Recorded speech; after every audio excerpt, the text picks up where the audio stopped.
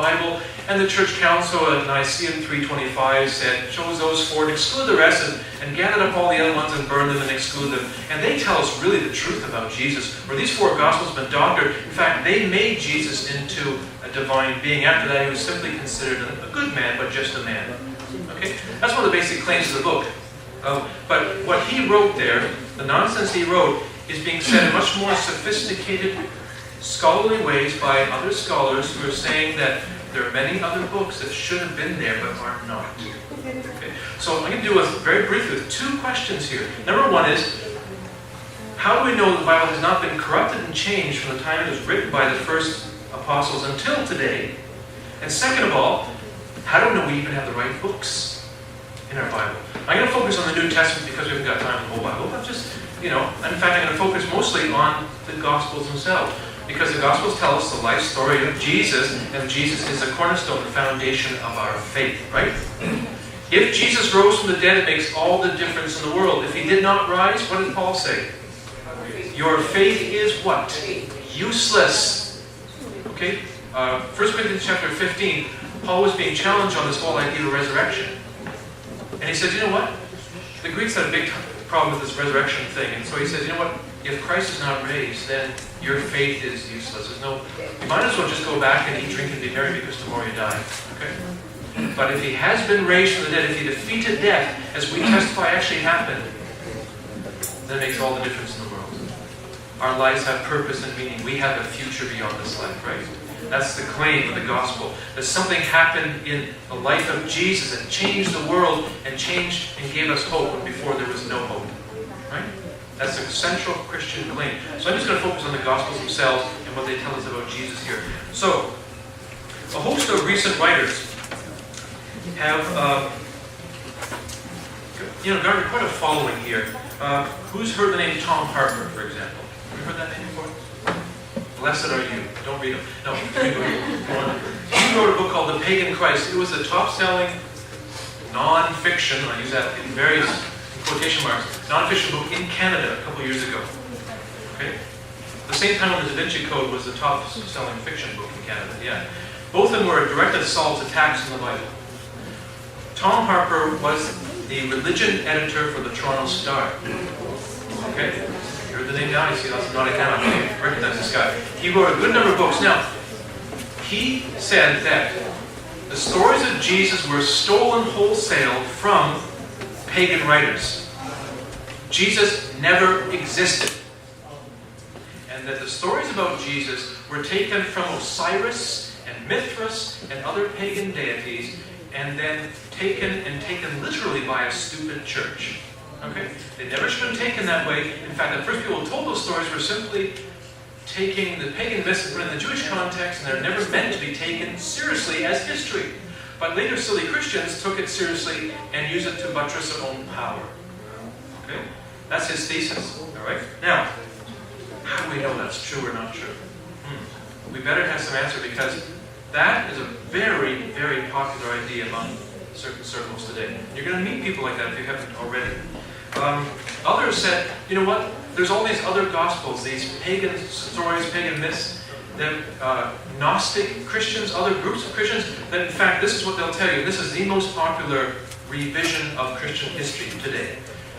People like Bart Ehrman and others, Elaine Pageless, they'll tell you this. You know, there were many Christianities in the first couple centuries. The one that we call Orthodox is the one that won out in a power struggle over its rivals. You follow me here? They're saying that there was many equally, in a nice politically correct atmosphere. We like to say that, oh, well, let's hear all the different divergent voices. That's a good, tolerant thing to do. Now, they weave that, though, into their attack on Christianity. They say that in the early centuries, there are many different Christianities. Okay? Each were valid. What they're doing is undercutting the real Jesus, attacking the real Jesus. And they're saying, why do we listen to just the voices we have in our Bibles, Matthew, Mark, Luke, and John, about Jesus? We should listen to the Gospel of Thomas, the Gospel of Judas, the Gospel of Peter, the Gospel of Truth, Pistis Sophia, Gospel of Mary. These are all other existing documents that you can read. Okay? And they say they should have been in your Bibles too. Why exclude them? That attack on Christianity is extremely popular and gets a lot of press today. Just a couple years ago, the Gospel of Judas was finally translated and put out there to the public. Anybody remember that? It was on the front page of every major newspaper in the country. Judas Iscariot, or? Yes. Because you see, according to that Gospel, the disciples got it all wrong. The real truth was given to Judas, who betrayed Jesus on Jesus' orders to release Jesus from his physical body so that he could ascend to the heavens. And the essential truth that he was trying to tell us was that each of us are divine. Does that sound familiar? And that the goal is to escape from the prison of our physical bodies to go to the heavenly realms. Okay? And the disciples got it all wrong. They're ignorant, fools. Okay? Now, these kind of Gospels are written in the early church. So the question is, well, why should we believe ours? Who got it right about Jesus? Was it Judas or John? Was it Philip or was it Mark? Right? Okay, those are challenges that are right now being read, published, talked about in the secular world. And we, quite frankly, as a church, are clueless on this. We really don't know. So how do we respond to this? Well, there's good responses that people are researching this. I'm going to do very brief list and show you some resources where you can follow if you want. Been on the campus recently? Do you know one of the major groups who is evangelizing is Muslims? Okay?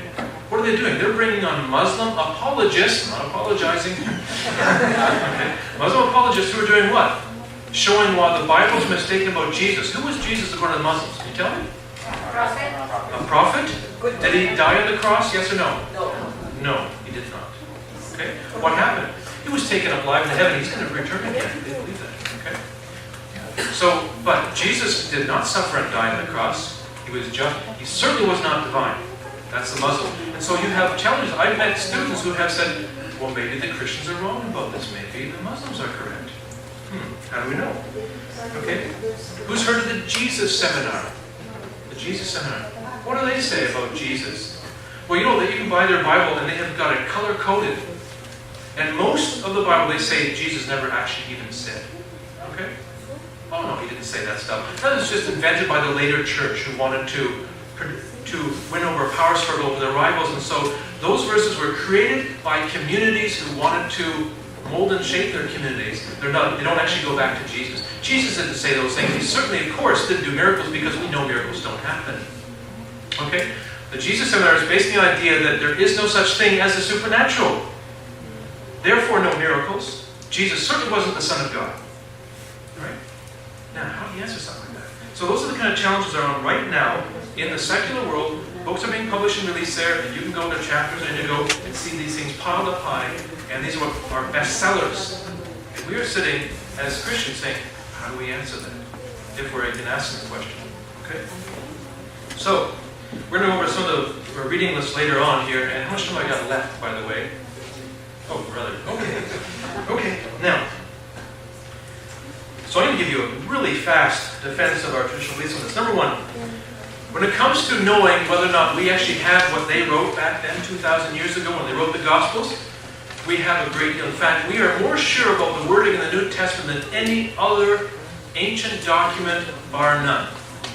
We know exactly what the writers wrote because we have a wealth, an absolute wealth of manuscript evidence. Now, if you have, you do have by now, you have 3 different handouts I gave you. One of them says comparison with the New Testament and other ancient works. Just turn that page for a moment here. The left hand, do I have this? No? Don't have that? Okay. Can people share? Do you have one right next to you? Make sure they get some here.